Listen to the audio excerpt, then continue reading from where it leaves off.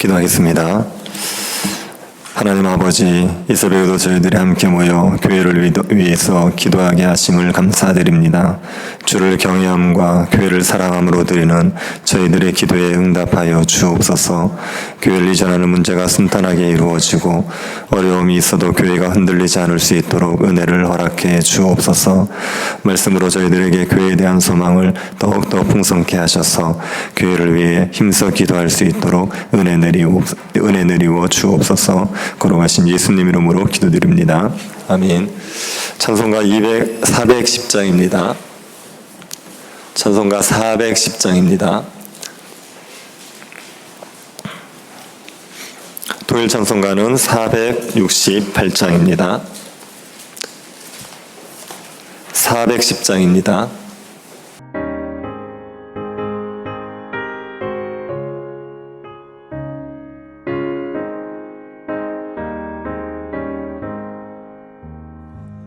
내 맘에 한 노래 있어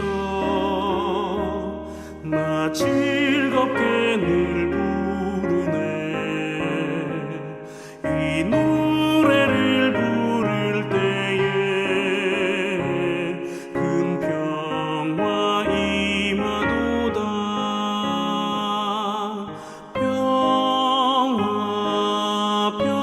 평화 하나님 주신 선물 그 놀라운 주의 평화 하나님 선물일세 주 십자가 지심으로 날 구원해 주셨으며 주 예수님 고난받아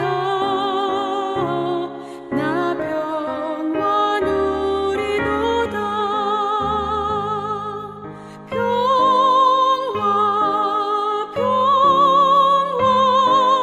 하나님 주신 선물 그 놀라운 주의 평화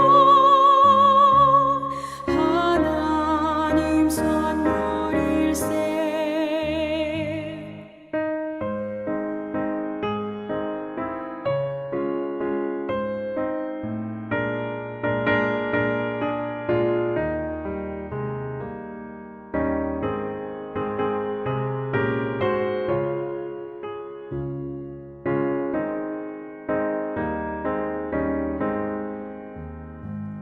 나 주님께 영광 돌려 자 평화가 넘치도다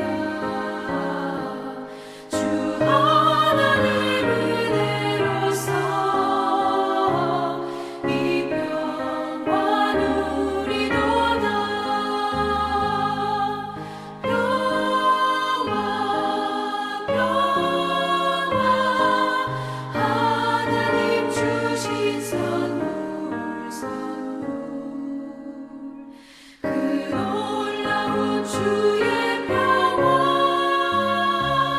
하나님 선물일세 이 평화를 얻으려고 주 앞으로 나아갈 때 주 예수님 우리에게 이 평화 주시도다 평화 하나님 주신 선물 그 놀라운 주의 평화 하나님 선물일세 에베소서 1장 1, 2절 말씀입니다. 에베소서 1장 1, 2절 말씀 같이 합독을 하도록 하겠습니다.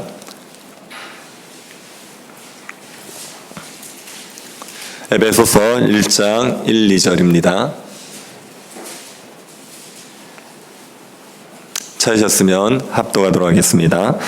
하나님의 뜻으로 말미암아 그리스도 예수의 사도된 바울은 에베소에 있는 성도들과 그리스도 예수 안에 있는 신실한 자들에게 편지하노니 하나님 우리 아버지와 주 예수 그리스도로부터 은혜와 평강이 너희에게 있을지어다. 아멘. 기도회를 2주간 저희들이 집중적으로 하자 이렇게 생각했던 이유 중에 하나는 저희 교육자들끼리 모여서 에스라서를 같이 연구하던 중에 에스라가 2차 포로 귀환을 합니다. 그런데 그 바벨론에서 예루살렘까지 오는 그 여정이 굉장히 험난하기 때문에 반드시 군사적인 도움이 필요한 상황이었는데도 불구하고 하나님 앞에 그냥 금식 기도를 3일 하고 그리고 왕에게 호위병을 요구하지 않고 출발을 합니다. 그래서 하나님께서 자신들을 지켜주신다고 왕에게 이야기했던 것들 때문에 왕에게 군사적 도움을 구하기를 부끄러워하고 그냥 하나님 앞에 기도만 하고 출발을 해서 무사하게 예루살렘에 도착하게 됩니다. 그 본문을 보면서 저희들이 예배당을 이전하는 문제가 하나님의 은혜가 있어야 되겠다는 생각이 들어서 2주간 우리 같이 한번 기도하자 이런 생각이 들었었습니다. 여러분이 기도의 수고를 좀 2주 동안 잘 감당해 주시면 좋겠습니다. 지금부터 2주간이 굉장히 중요한 시점이기 때문에 함께 기도하면서 하나님의 은혜를 구할 수 있기를 바랍니다. 2주간 동안 에베소서를 우리가 좀 살펴보면서 교회가 어떠한 곳인지 또 교회가 어떠해야 되는지를 우리가 살펴보도록 하겠습니다. 지진을 겪은 사람들에게는 굉장한 불안감이 있다고 합니다. 사람들의 인식 속에 땅은 흔들리지 않는 존재입니다. 그런데 그 절대로 흔들리지 않을 것 같은 땅이 흔들리는 경험을 하고 나면 삶에 절대로 흔들리지 않는 것은 아무것도 없다 이런 생각이 들면서 굉장한 불안감이 든다고 합니다. 부모가 이혼을 한 가정의 아이들도 마찬가지입니다. 부모가 이혼을 하고 나면 아이들은 사람들과의 관계에서 불안감을 느낍니다. 흔들리지 않을 것 같은 관계가 흔들리는 것으로 인하여서 누구와의 관계에서도 안정감을 얻지 못하는 겁니다. 오늘날 우리가 굉장히 불확실히 높아진 시대를 살고 있습니다. 어느 것 하나 변하지 않을 것이라고 생각할 수가 없습니다. 모든 것이 흔들릴 수 있고 모든 것이 무너질 수 있다는 생각으로 많은 불안감을 느끼고 삽니다. 이런 우리들이 간절히 바라는 것은 평강입니다. 불안에서 벗어나서 평안을 얻을 수만 있다면 더 이상 바랄 것이 없다고 할 정도로 평안을 사모하게 됩니다. 평안을 얻을 수 있는 방법이 있다면 시간과 돈을 아끼지 않을 것입니다. 오늘 본문에서 바울이 성도들에게 이 평강을 빌어주고 있습니다. 에베소 성도들에게 편지를 쓰면서 가장 먼저 평강이 있기를 축복하고 있습니다. 바울이 말하는 이 평강은 굉장히 좋은 것입니다. 이 평강의 의미를 안다면 누구라도 이 평강을 가지기를 소원할 겁니다. 바울이 말하는 평강은 단순히 마음의 평안 정도가 아닙니다. 우리의 마음이 안정되고 생각이 복잡하지 않고 염려와 걱정이 사라지는 그런 정도의 평안을 말하는 것이 아닙니다. 바울이 말하는 평강은 우리 삶의 총체적인 평강입니다. 마음의 평안뿐 아니라 관계의 화평함까지 있습니다. 사람들이 서로 화목하게 살면서 서로 사랑하는 관계를 맺는 겁니다. 그리고 자신이 하는 일 속에서도 낙을 누리는 것입니다. 자신이 하는 일 때문에 스트레스를 받고 고통을 겪는 것이 아니라 자기가 하는 일에서 보람을 느끼고 기쁨을 맛보며 살아가는 겁니다. 이런 삶 전반에 주어지는 안정된 상태, 이것이 바울이 말하는 평강입니다. 이런 평강을 어떻게 누립니까? 은혜를 받으면 평강을 누리게 됩니다. 사람이 은혜를 받으면 그 삶에 평강이 임하게 됩니다. 그래서 은혜가 우리의 믿음의 시작이라면 평강은 우리의 믿음의 끝입니다. 평강은 은혜로만 주어집니다. 그렇다면 은혜가 무엇이겠습니까? 은혜라는 말의 정의는 받을 자격 없는 자에게 값없이 베푸는 사랑이죠. 사랑을 받을 만한 자격이 없습니다. 사랑받을 짓을 하지 않았습니다. 그런데 아무런 조건 없이 사랑을 베풀어 줄 때 그것을 가리켜서 은혜라고 말합니다. 받을 자격이 있어서 받는 것은 은혜가 아닙니다. 받을 자격이 없음에도 불구하고 아무런 조건 없이 사랑해 줄 때 그것을 은혜라고 합니다. 우리가 하나님에게 어떤 은혜를 받을 때 평강을 누리게 되겠습니까? 하나님께서 우리에게 예수 그리스도로 말미암아 우리의 모든 죄를 씻으시고 하나님과의 관계를 화평케 해주는 것, 그것이 하나님께서 우리에게 주시는 은혜고 그 은혜가 우리의 삶에 평강을 가져오게 됩니다. 사람의 문제는 하나님과의 관계의 단절에 있습니다. 죄를 지음으로 하나님과 원수가 되어서 그 무엇으로도 평강을 누리지 못하는 겁니다. 이런 사람들이 예수님을 믿음으로 하나님과의 관계가 회복되는 것이 은혜입니다. 하나님과 예수 그리스도로부터 주어지는 은혜입니다. 이 은혜를 받은 자들이 평강을 누립니다. 하나님이 우리를 사랑한다는 것을 확신해 보십시오. 내 마음을 괴롭히던 그 많은 죄책감들이 사라지게 되어 있습니다. 죄의 짐들을 벗어버리지요. 미래에 대한 불안, 염려도 다 사라지게 됩니다. 하나님과의 화목함 가운데서 내 마음에 말할 수 없는 평안이 주어집니다. 그러고 나면 다른 사람과의 관계에서도 화평해지지요. 우리가 자꾸 다른 사람들과 싸우는 것은 내 마음에 평안이 없기 때문입니다. 내 마음이 괴롭고 힘든데 옆에서 심기를 건드리니까 자꾸만 싸우는 겁니다. 부모님이 자녀를 혼낼 때도 자녀가 잘못했어만 혼내는 겁니까? 본인의 마음에 평안이 없으니까 자꾸 혼을 내는 겁니다. 남편이 아내에게 자꾸 짜증을 내는 것도 본인의 마음에 평안이 없기 때문입니다.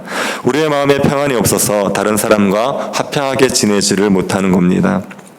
그런데 하나님의 사랑을 확신해서 마음에 평안이 주어지면 그러면 다른 사람과도 화평한 관계를 유지할 수 있습니다. 내가 하는 일에도 집중해서 열심히 할 수 있습니다. 하나님이 나를 사랑하신다는 것을 확신할 때만 그때 마음에 평안이 있고 다른 사람과의 화평을 누리게 되는 겁니다. 그래서 은혜로 말미암아 평강이 주어집니다. 이 평강이라는 것이 환경을 뛰어넘는 평강입니다. 좋은 환경에서 마음 편하게 사는 게 아니라 열악한 환경에서도 평안을 누리면서 살아갑니다. 이 에베소서를 쓰고 있는 바울은 어디에서 이 편지를 쓰고 있습니까?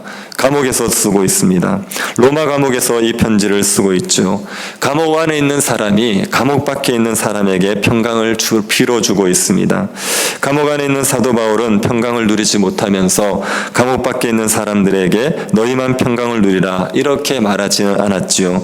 바울은 감옥 안에 있으면서도 평강을 빼앗기지 않았습니다. 감옥 안에서도 평강을 누리면서 살았습니다. 감옥 안에서도 누릴 수 있는 그 평강이 하나님과 예수 그리스도로 인하여 주어지는 평강입니다. 이 평강을 누가 누릴 수가 있습니까? 성도들이 누리는 것입니다. 성도의 한자 뜻은 거룩한 무리입니다. 성도라고 할 때 기본적으로 거룩한 한자라는 의미가 있습니다. 거룩하다는 건 구별되었다는 의미입니다. 세상과 구별되었다는 의미가 거룩하다는 겁니다. 세상과 다른 가치관, 다른 삶의 양식을 가지고 살아가는 사람들입니다. 세상 사람들은 자기를 사랑하지요. 돈을 사랑합니다. 쾌락을 사랑합니다. 세속적인 가치관을 가지고 살아갑니다. 그런데 성도는 이런 세상 사람들과 같지 않습니다. 성도는 세상 사람들과 다른 방향으로 살아갑니다. 하나님을 사랑하고 이웃을 사랑합니다. 삶의 방향이 하나님께 향해 있고 이웃들에게 향해 있습니다. 세상 사람들은 삶의 방향이 자기 자신에게 향해 있지만 성도는 삶의 방향이 하나님과 이웃을 향해 있습니다. 이렇게 세상과 구별된 삶을 살아가고 있으면 그 사람을 성도라고 합니다. 이런 성도들은 또한 신실한 자들입니다. 하나님 앞에서 신실하지요. 힘들고 어려워도 믿음을 지키고 살아갑니다. 하나님을 섬겼다 안 섬겼다 하지 않고 변함없이 하나님을 섬깁니다. 하나님 앞에서 신실합니다. 그리고 사람들과의 관계에서도 신실하죠. 사람들을 변함없이 사랑으로 대합니다. 마음에 들 때만 잘해주고 마음에 안 들면 못 본 척하는 것이 아니라 상대가 나를 어떻게 대하든지 간에 변함없이 사랑으로 대합니다. 성도는 신실한 자들입니다. 성도라면 누구라도 평강을 누립니다. 평강은 예수님을 믿는 모든 신자에게 주어지는 복입니다. 예수님을 오래 믿고 잘 믿어야 이런 평강을 누리는 게 아니고 예수님을 믿는 순간부터 이런 평강을 누릴 수 있습니다. 신앙이 어리면 환난이 왔을 때 평강을 잃어버리기도 하지만 성도는 다시 평강을 회복합니다. 성도가 말씀과 기도에 힘쓰며 복음을 붙들면 하나님의 은혜를 생각하면 얼마든지 평강을 회복하고 누리며 살아갈 수가 있습니다. 우리가 하나님이 주시는 은혜로 평강을 평강을 누릴 수 있기를 바랍니다. 하나님의 사랑을 확신하십시오. 하나님께서 우리를 사랑하십니다. 하나님께서 아들을 죽이실 만큼 우리를 사랑하셨습니다. 우리의 죄에도 불구하고 하나님께서는 여전히 우리를 사랑하십니다. 우리가 날마다 우리에게 날마다 하나님의 은혜가 부어지고 있습니다. 우리에게 죄의 형벌은 없습니다. 예수 그리스도 안에 있는 자에게는 결코 정죄함이 없습니다. 우리에게 하나님께서 나쁜 것을 주시지 않습니다. 우리에게 항상 좋은 것을 주십니다. 우리가 잘해서가 아니라, 우리가 받을만 해서가 아니라 예수 그리스도를 믿기 때문에 하나님께서 우리에게 항상 좋은 것을 주십니다. 내가 이렇게 신앙생활을 엉망으로 하는데 하나님이 나를 사랑하시겠는가 하는 생각을 버리십시오. 우리가 신앙생활을 잘하면 그 잘하는 것으로 하나님의 사랑을 받을 수 있겠습니까? 우리가 하나님의 사랑을 받을 만큼 그렇게 의롭게 살 수 있겠습니까? 난 예배를 잘 드렸고, 난 봉사를 열심히 했고, 나는 하나님 앞에 기도를 열심히 했으니 하나님이 나를 사랑해 주시겠지, 이런 생각 자체를 버리셔야 됩니다. 우리는 그 어떤 것으로도 하나님의 사랑을 받을 수 없는 죄인입니다. 우리의 행위로는 하나님 앞에 의롭다함을 받을 수 없습니다. 그런데 오직 예수를 믿음으로만 우리는 온전히 의로운 자로 인정을 받습니다. 우리가 의로운 자가 되었기에 하나님께서 우리를 완전한 사랑으로 사랑해 주시는 겁니다. 예수 그리스도의 십자가의 은혜를 생각하시고, 하나님이 예수 그리스도의 십자가 안에서 나를 완전한 사랑으로 사랑하신다는 것을 확신하십시오. 그 은혜가 우리의 조건을 뛰어넘는 평강을 우리에게 선물로 주게 됩니다. 교회는 평강이 가득해야 됩니다. 교회 왔을 때 성도들의 마음에 평안함이 있어야 되죠. 다른 성도들과의 관계에 화목함이 있어서 불편하지 않아야 됩니다. 교회에서 봉사를 해도 마음이 편할 수 있어야 되고, 교회에서 무엇을 하든지 간에 마음 편히 있을 수 있어야 됩니다. 교회에 평강이 가득한 방법은 은혜를 누리는 방법밖에 없습니다. 십자가 복음으로 하나님께서 나를 사랑한다는 확신을 온 교회가 가질 때 평강이 가득한 교회가 될 수 있습니다. 우리 교회가 평강이 가득한 교회 될 수 있기를 바랍니다. 하나님과 예수 그리스도의 은혜 가운데서 평강을 누리고 하나님이 주시는 복을 세상에 흘려넘치는 그런 교회로 자라갈 수 있게 되기를 간절히 바랍니다. 하나님 아버지, 우리를 성도로 불러주심을 감사드립니다. 하나님 아버지와 예수 그리스도로 말미암은 은혜와 평강이 교회에 가득하게 하여 주옵소서. 평강을 알지 못하는 시대에 평강을 누리며 살아가는 주의 백성들이 되게 하여 주옵소서. 예배당을 이전하는 문제가 진행되는 과정에서도 주의 평강이 교회를 온전히 지켜 주옵소서. 걸어가신 예수님 이름으로 기도드립니다. 아멘. 하늘에 계신 우리 아버지여, 이름이 거룩히 여김을 받으시오며 나라의 임하옵시며 뜻이 하늘에서 이룬 것 같이 땅에서도 이루어지이다. 오늘날 우리에게 일용할 양식을 주옵시고, 우리가 우리에게 죄 지은 자를 사하여 준 것 같이 우리 죄를 사하여 주옵시고, 우리를 시험에 들게 하지 마옵시고 다만 악에서 구하옵소서. 대개 나라와 권세와 영광이 아버지께 영원히 있사옵나이다. 아멘. 교회의 어린아이부터 노년에 이르기까지 평강을 누릴 수 있도록 기도해 주시고, 예배당을 이전하는 문제를 순탄하게 이끌어 주시기를 기도해 주십시오. 믿음이 연약한 성도들의 믿음을 잃어버리지 않도록 지켜주시기를 기도해 주시고, 수험생들 위해서 기도해 주시고 개인적으로 기도하시기 바랍니다.